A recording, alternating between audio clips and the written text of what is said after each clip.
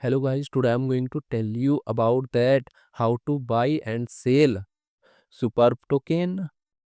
Firstly, you have to open this token on CoinMarketCap and click on market section. Now here you can buy and sell this token on centralized and decentralized exchanges. If you want to buy this token on centralized exchanges, then click on CEX. Here you can buy and sell this token on different centralized exchanges. Now I will buy and sell this token on this centralized exchanges. Here firstly you need to log in or register your account. Then you can start buying and selling this token.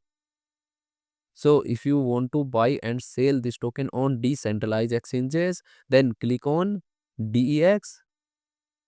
Here you can buy and sell this token on different decentralized exchanges.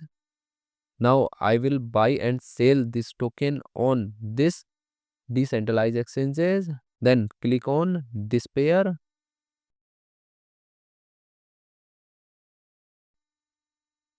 Now here firstly you need to connect your wallet from this exchange. Now click on connect wallet. Here you can connect different type of wallet, or you can also connect your mobile wallet to scan this QR code.